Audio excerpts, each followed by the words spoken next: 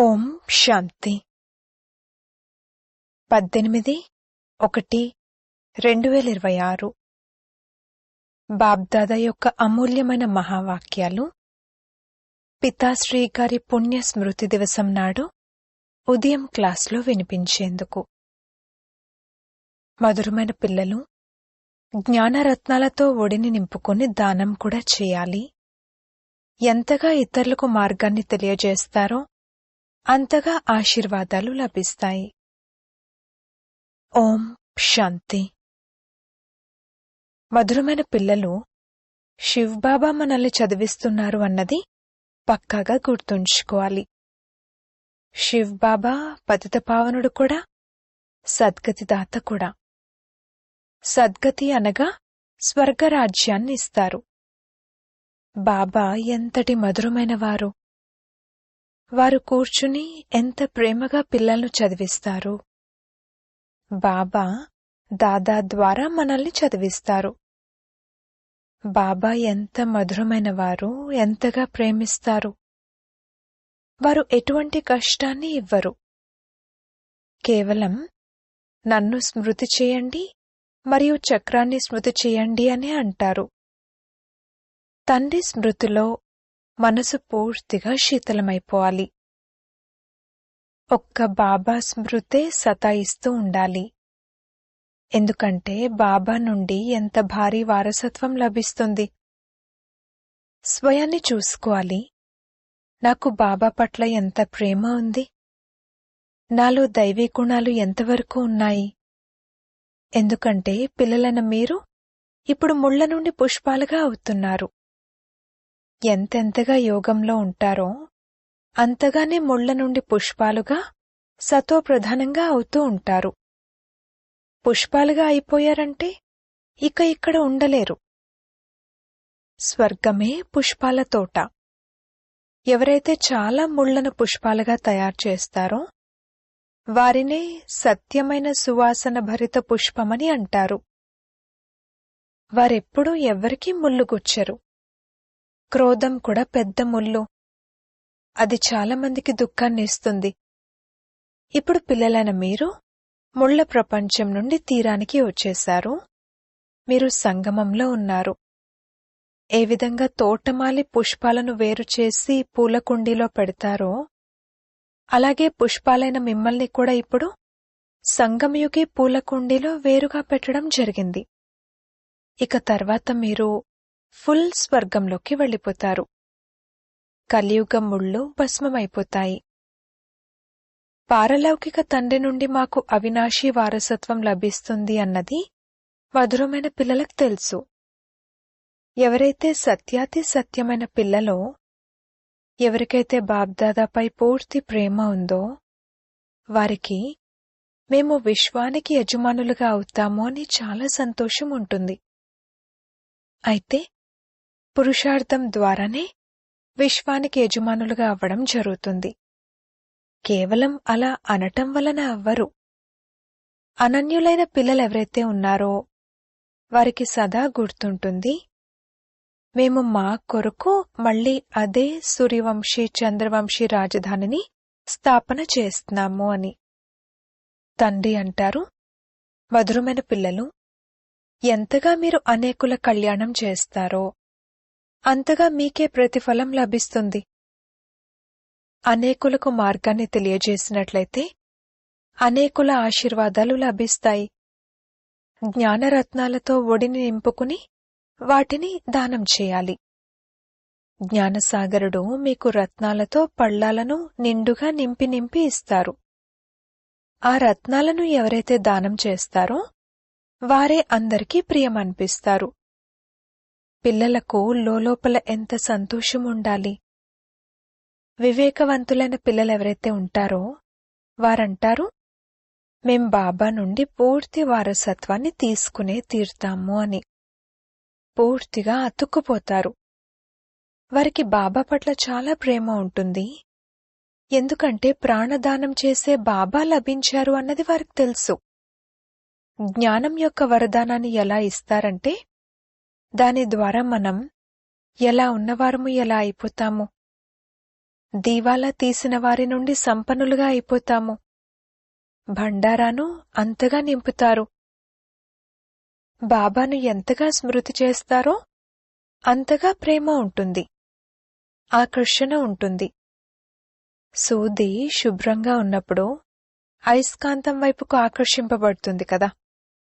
బాబా స్మృతి ద్వారా తుప్పు వదులుతూ ఉంటుంది. ఒక్క బాబా తప్ప ఇంకెవ్వరూ గుర్తుకు రాకూడదు. బాబా అర్థం చేయిస్తున్నారు, మధురమైన పిల్లలు, ఇప్పుడు నిర్లక్ష్యం చేయకండి. స్వదర్శన చక్రధారులుగా అవ్వండి, లైట్ హౌస్లుగా అవ్వండి. స్వదర్శన చక్రధారులుగా అయ్యే ప్రాక్టీస్ బాగా అయినట్లయితే ఇక మీరు జ్ఞానసాగరుని వలె అయిపోతారు. ఏ విధంగా విద్యార్థి చదువుకునే టీచర్గా అవుతారు కదా. మీ వ్యాపారమే ఇది. అందరినీ స్వదర్శన్ చక్రధారులుగా తయారు చేయండి. అప్పుడే చక్రవర్తి రాజారాణిగా అవుతారు. అందుకే బాబా సదా పిల్లలను అడుగుతున్నారు, మీరు స్వదర్శన చక్రధారులై కూర్చున్నారా? బాబా కూడా స్వదర్శన్ చక్రధారి కదా. మధురమైన పిల్లలైన మిమ్మల్ని తిరిగి తీసుకువెళ్లేందుకు బాబా వచ్చారు. పిల్లలైన మీరు లేకపోతే నాక్కూడా ప్రశాంతంగా ఉన్నట్లు అనిపించదు. సమయం వచ్చినప్పుడు కలవరంగా ఉంటుంది. ఇప్పుడిక నేను వెళ్ళాలి అని అనిపిస్తుంది. పిల్లలు చాలా పిలుస్తున్నారు, చాలా దుఃఖితులుగా ఉన్నారు అని జాలి కలుగుతుంది. ఇప్పుడు పిల్లలైన మీరు ఇంటికి వెళ్ళాలి. మళ్ళీ అక్కడ్నుండి మీ అంతటి మీరే సుఖధామానికి వెళ్ళిపోతారు. అక్కడ నేను మీ సహచరునిగా అవ్వను. మీ అవస్థ అనుసారంగా మీ ఆత్మ వెళ్ళిపోతుంది. పిల్లలైన మీరు ఎంతగా బాబా స్మృతిలో ఉంటారో అంతగానే ఇతరులకు అర్థం చేయించిన దాని ప్రభావం ఉంటుంది. మీరు ఎక్కువగా మాట్లాడకూడదు. ఆత్మాభిమానులై కొద్దిగా అర్థం చేయించినా గాని బాణం తగులుతుంది. బాబా అంటారు, పిల్లలు, గతం గతః. ఇప్పుడు ముందుగా స్వయాన్ని తీర్చిదిద్దుకోండి. స్వయం స్మృతి చేయకుండా ఇతరులకు చెప్తూ ఉంటే ఈ మోసం నడవదు. లోపల మనసు తప్పకుండా తింటూ ఉంటుంది. బాబాపై పూర్తి ప్రేమ లేనట్లయితే శ్రీమతంపై నడవరు. అనంతమైన తండ్రి ఏ విధమైన శిక్షణ ఇస్తారో దానిని మరెవ్వరూ ఇవ్వలేరు. తండ్రి అంటారు, మధురమైన పిల్లలు, ఈ పాత ప్రపంచాన్ని ఇప్పుడు మర్చిపోండి. అంతిమ సమయంలోనైతే వీటన్నింటినీ మర్చిపోల్సే ఉంటుంది. బుద్ధి తమ శాంతిధామం మరియు సుఖధామంతో జోడించబడుతుంది. బాబాను స్మృతి చేస్తూ చేస్తూ బాబా వద్దకు వెళ్ళిపోవాలి. పతితాత్మ అయితే వెళ్లలేదు. అది ఉన్నదే పావనాత్మల ఇల్లు. ఈ శరీరం పంచతత్వాలతో తయారయుంది. ఈ పంచతత్వాలు ఇక్కడుండేందుకు లాగుతూ ఉంటాయి. ఎందుకంటే ఆత్మ శరీరాన్ని తన ప్రాపర్టీగా తీసుకున్నట్లు ఉంటుంది. అందుకే శరీరం పట్ల మమకారం ఏర్పడింది. ఇప్పుడు దీని నుండి మమకారాన్ని తొలగించుకుని తమ ఇంటికి వెళ్ళాలి. అక్కడైతే ఈ పంచతత్వాలు లేనే లేవు. సత్యుగంలో కూడా శరీరం యోగబలంతో తయారవుతుంది. సతో ప్రధాన ప్రకృతి ఉంటుంది. అందుకే అది లాగదు. అక్కడ దుఃఖమూ ఉండదు. ఇవి అర్థం చేసుకోవాల్సిన చాలా సూక్ష్మమైన విషయాలు. ఈ పంచతత్వాల బలం ఆత్మను లాగుతుంది. అందుకే శరీరాన్ని వదలటానికి మనసు ఒప్పుకోదు.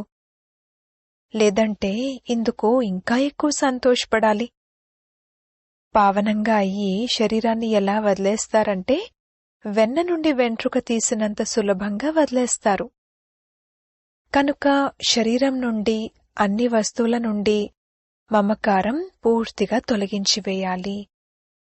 వీటితో మనకెటువంటి కనెక్షన్ లేదు. మనం బాబా వద్దకు వెళ్తాము అని అనుకోవాలి, అంతే. ఈ ప్రపంచం నుండి మీ బ్యాగేజ్ను తయారు చేసుకుని ముందుగానే పంపేశారు. అవి తోడుగా అయితే రాలేవు. కేవలం ఆత్మలు వెళ్ళాలి. శరీరాలను కూడా ఇక్కడే వదిలేయాలి. బాబా కొత్త శరీరాన్ని సాక్షాత్కారం చేయించారు. వజ్రాలు రత్నాలతో పొదగబడిన మహళ్లు లభిస్తాయి.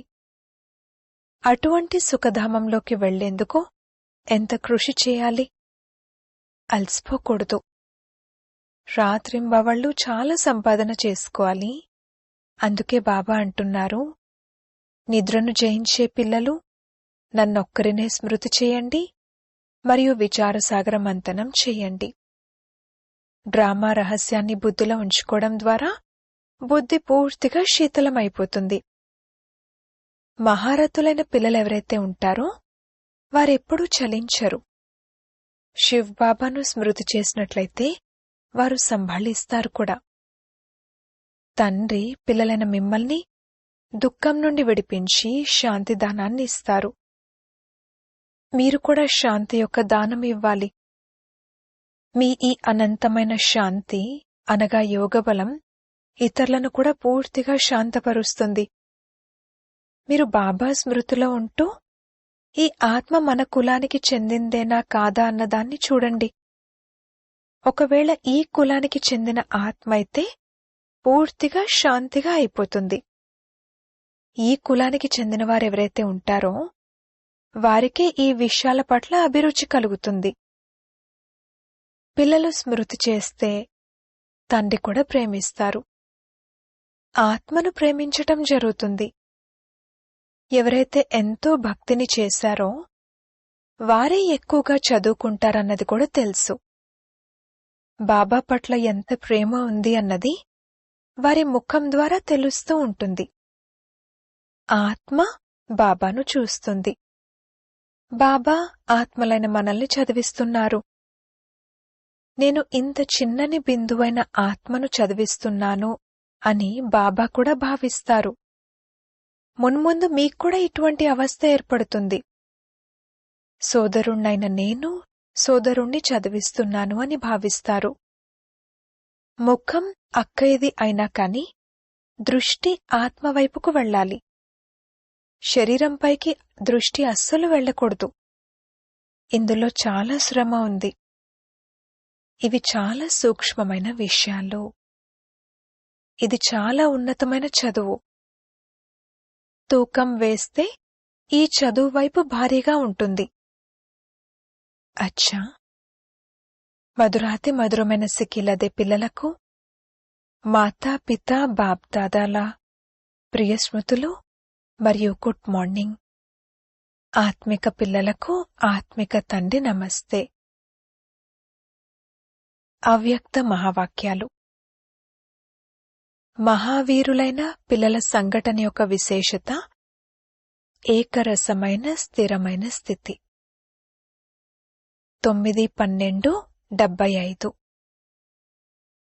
మహావీర్ అనగా విశేషాత్మ. ఇటువంటి మహావీర్ విశేషాత్మల యొక్క సంఘటన యొక్క విశేషత వర్తమాన సమయంలో ఏముండాలంటే ఒకే సమయంలో అందరిది ఏకరసమైన స్థిరమైన స్థితి ఉండాలి. అనగా ఎంత సమయం ఏ స్థితిలో నిలిచి ఉండాలనుకుంటే అంత సమయం ఆ స్థితిలో సంఘటిత రూపంలో స్థితులైపోవాలి. సంఘటిత రూపంలో అందరి సంకల్పమనే వేలు ఒకటే ఉండాలి. ఎప్పటి వరకైతే సంఘటనలో ఈ అభ్యాసం ఉండదో అప్పటి వరకు సిద్ధి లభించదు. సంఘటనలో ఇప్పుడు 5 నిమిషాల కోసం వ్యర్థ సంకల్పాలను పూర్తిగా సమాప్తం చేసి శక్తిశాలి బీజరూప స్థితిలో ఏకరసంగా స్థితులైపోండి అని ఆజ్ఞాపిస్తే ఆ విధమైన అభ్యాసం ఉందా? అలా కాకుండా కొందరు మననం చేసే స్థితిలో, కొందరు ఆత్మిక సంభాషణ చేస్తున్నట్లు, కొందరు అవ్యక్త స్థితిలో ఇలా ఉండిపోకూడదు. బీజరూప స్థితిలో స్థితులవ్వాలి అన్నది ఆజ్ఞ. కాని చేస్తుంది ఆత్మిక సంభాషణ అంటే ఆజ్ఞను పాటించలేదన్నట్లే కదా. ఎప్పుడైతే మొదట వ్యర్థ సంకల్పాలను సమాప్తం చేస్తారో అప్పుడు ఈ అభ్యాసం జరుగుతుంది. అలజడి కలిగేదే వ్యర్థ సంకల్పాల వల్ల. ఈ వ్యర్థ సంకల్పాలను సమాప్తి చేసేందుకు మీ సంఘటనను శక్తిశాలిగా మరియు ఏకమతంగా తయారు చేసుకునేందుకు ఏ శక్తి కావాలి? దీని కొరకు 1 విశ్వాసము, 2 ఇముడ్చుకునే శక్తి కావాలి. సంఘటనను కలిపేందుకు దారము విశ్వాసము. ఎవరైనా ఏదైనా చేశారంటే, ఒకవేళ పొరపాటే చేసినా కూడా సంఘటన అనుసారంగా లేక సంస్కారాల అనుసారంగా లేదా సమయం అనుసారంగా వారు ఏదైతే చేశారో దానిలో కూడా తప్పకుండా ఏదో భావార్థం ఉంటుంది. సంఘటిత రూపంలో ఎక్కడైతే సేవ ఉంటుందో అక్కడ వారి సంస్కారాలను కూడా దయార్థ హృదయ దృష్టితో చూస్తూ వారి ఆ సంస్కారాలను ఎదురుగా పెట్టుకోకుండా ఇందులో కూడా ఏదో కళ్యాణం ఉంటుంది, వారిని కలుపుకుని నడవడంలోనే కళ్యాణం ఉంది అని ఇటువంటి విశ్వాసం ఎప్పుడైతే సంఘటనలో ఒకరి పట్ల ఒకరికి ఉంటుందో అప్పుడే సఫలత లభించగలదు. ముందు నుండి వ్యర్థ సంకల్పాలను నడిపించకూడదు. ఒకవేళ ఎవరైనా ఏదైనా పొరపాటు చేశారనుకోండి, వారు తమ పొరపాటును రియలైజ్ అయినా కూడా దానిని వారెప్పుడూ వ్యాపింపచేయరు. ఇంకా చెప్పాలంటే దాన్ని ఇముడ్చుకుంటారు. ఒకవేళ ఇతరులెవరైనా దాన్ని వ్యాపింపజేసినా మంచిగా అనిపించదు, తప్పుగా భావిస్తారు. అదేవిధంగా ఇతరుల పొరపాటును కూడా తమ పొరపాటుగా భావించి దానిని వ్యాపింపచేయకూడదు. వ్యర్థ సంకల్పాలు నడిపించకూడదు. దానిని కూడా మీలో ఇముడ్చుకోవాలి. అంతగా ఒకరిపై ఒకరికి విశ్వాసం ఉండాలి. స్నేహ శక్తితో దానిని సరిచేయాలి. ఏ విధంగా లౌకిక పద్ధతిలో కూడా ఇంటి విషయాలను బయటపెట్టరు, లేదంటే దానివలన ఆ ఇంటికే నష్టం జరుగుతుంది. అదేవిధంగా సంఘటనలో మీతో పాటు ఉండేవారు ఏది చేసినా దానిలో తప్పకుండా రహస్యం ఉంటుంది. ఒకవేళ వారు ఏదైనా పొరపాటే చేసినా కూడా దాన్ని పరివర్తన చేయాలి. ఈ 2 రకాల విశ్వాసాలను పెట్టుకుని ఒకరికొకరు సంపర్కంలో నడవడం వలన సంఘటనలో సఫలత లభించగలదు. ఈ విషయంలో ఇముడ్చుకునే శక్తి ఎక్కువ కావాలి. వ్యర్థ సంకల్పాలను ఇముడ్చుకోవాలి. గడిచిపోయిన సంస్కారాలను ఎప్పుడు కూడా వర్తమాన సమయంతో పోల్చకండి. అనగా గతాన్ని వర్తమానం చేయకండి. ఎప్పుడైతే గతాన్ని వర్తమానంతో పోల్చుతారో లేక కలుపుతారో అప్పుడే సంకల్పాల క్యూ పెద్దదైపోతుంది. మరియు ఎప్పటి వరకైతే ఈ వ్యర్థ సంకల్పాల క్యూ ఉంటుందో అప్పటి వరకు సంఘటిత రూపంలో ఏకరస స్థితి తయారవ్వదు. ఇతరుల పొరపాటును తమ పొరపాటుగా భావించటం ఇదే సంఘటనను దృఢంగా చేయటం. ఇదెప్పుడు సాధ్యమవుతుందంటే ఒకరి పట్ల ఒకరికి నమ్మకం ఉన్నప్పుడు. పరివర్తన చేసే విషయంలో విశ్వాసము లేదా కళ్యాణం చేసే విషయంలో విశ్వాసము, ఇందుకు ఇముడ్చుకునే శక్తి తప్పకుండా కావాలి. చూశారు మరియు విన్నారు, కాని దానినంతటినీ పూర్తిగా ఇముడ్చుకుని అదే ఆత్మిక దృష్టితో మరియు కళ్యాణ భావనతో ఉండాలి. అపకార్లకు ఉపకారం చేయాలి అని అజ్ఞానుల విషయంలో చెప్తారు కదా, అదే విధంగా సంఘటనలో కూడా ఒకరి పట్ల ఒకరికి దయాభావన ఉండాలి. ఇప్పుడు దయాభావన తక్కువగా ఉంటుంది, ఎందుకంటే ఆత్మిక స్థితి యొక్క అభ్యాసం తక్కువగా ఉంది. ఇటువంటి శక్తిశాలి సంఘటన ఉండటం ద్వారానే సిద్ధి లభిస్తుంది. ఇప్పుడు మీరు సిద్ధిని ఆహ్వానిస్తున్నారు, కాని తర్వాత మీ ఎదురుగా సిద్ధి స్వయమే వంగుతుంది. ఏ విధంగానైతే సత్యుగంలో ప్రకృతి దాసి అయిపోతుందో అదే విధంగా సిద్ధి మీ ఎదురుగా స్వయమే వంగుతుంది. సిద్ధి మిమ్మల్ని ఆహ్వానిస్తుంది. శ్రేష్టమైన జ్ఞానం ఉన్నప్పుడు, స్థితి కూడా శక్తిశాలిగా ఉన్నప్పుడు సిద్ధిని పొందటం అనేది ఏమంత పెద్ద విషయము.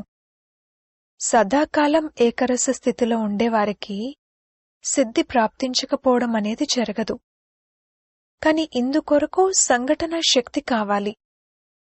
ఒకరు ఒకటి చెప్పారు, రెండవ వారు దానిని స్వీకరించారు. ఎదుర్కొనే శక్తిని బ్రాహ్మణ పరివారంలో ఉపయోగించకూడదు. ఎదుర్కొనే శక్తిని మా ఎదురుగా ఉపయోగించాలి. పరివారంలో ఎదుర్కొనే శక్తిని ప్రయోగిస్తే సంఘటన శక్తిశాలిగా ఉండదు. ఏ విషయమైనా నచ్చకపోయినా కానీ ఒకరినొకరు గౌరవించుకోవాలి. ఆ సమయంలో ఎవరి సంకల్పాలను లేదా మాటలను ఖండించకూడదు. అందుకే ఇప్పుడు ఇముడ్చుకునే శక్తిని ధారణ చేయండి.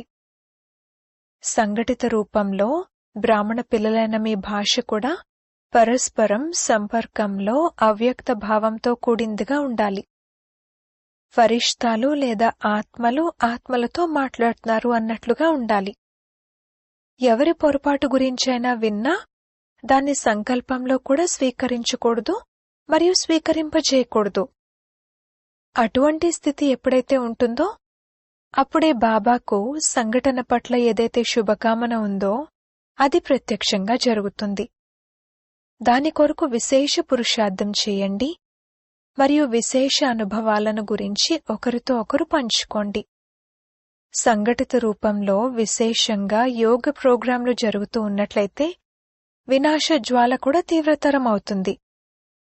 యోగాగ్ని ద్వారానే వినాశనం అనే అగ్ని ప్రజ్వలితమవుతుంది. అచ్చా, ఓం శాంతి. వరదానము: వ్యక్తంలో ఉంటూ అవ్యక్త ఫరిష్తా రూపం యొక్క సాక్షాత్కారాన్ని చేయించే శ్వేత వస్త్రధారి మరియు శ్వేత ప్రకాశధారి భవ. ఏ విధంగా ఇప్పుడు నలువైపులా ఈ శ్వేత వస్త్రధారులెవరు మరియు ఎక్కడి నుండి వచ్చారు అన్న శబ్దం వ్యాపిస్తుందో అదే విధంగా ఇప్పుడు నలువైపులా ఫరిష్తా రూపం యొక్క సాక్షాత్కారాన్ని చేయించండి. దీనినే డబల్ సేవా రూపమని అంటారు. ఏ విధంగా మేఘాలు నలువైపులా వ్యాపిస్తాయో అదే విధంగా నలువైపులా ఫరిష్తా రూపంలో ప్రకటితం అవ్వండి. ఎక్కడ చూసినా ఫరిష్తాలే కనిపించాలి. కాని అది ఎప్పుడు సాధ్యమవుతుందంటే శరీరం నుండి డిటాచ్ అయ్యి అంతఃవాహక శరీరం ద్వారా అంతటా తిరిగొచ్చే అభ్యాసులుగా అయినప్పుడు, మనసు శక్తిశాలిగా అయినప్పుడు. స్లోగన్: సర్వగుణాలు మరియు సర్వశక్తులకు అధికారులుగా అయ్యేందుకు ఆజ్ఞాకారులుగా అవ్వండి. అవ్యక్త ప్రేరణలు: ఈ అవ్యక్త మాసంలో బంధనముక్తులుగా ఉంటూ జీవన్ముక్త స్థితిని అనుభవం చేయండి. ఏ విధంగా తండ్రి ఎప్పుడు స్వతంత్రులో అదేవిధంగా తండ్రి సమానంగా అవ్వండి. బాబ్దాదా ఇప్పుడు పిల్లలను పరతంత్రులుగా ఉండటాన్ని చూడలేరు. ఒకవేళ స్వయాన్నే స్వతంత్రులుగా చేసుకోలేకపోతే, స్వయమే తమ బలహీనతల్లోకి పడిపోతూ ఉంటే ఇక విశ్వపరివర్తకులుగా ఎలా అవుతారు? ఇప్పుడు నేను మాస్టర్ సర్వశక్తివంతుణ్ణి అనే ఈ స్మృతిని పెంచుకోండి. దీనివలన సహజంగా అన్ని పంజరాల నుండి ముక్తులై ఎగిరే పక్షిలా అయిపోతారు. ఓం శాంతి.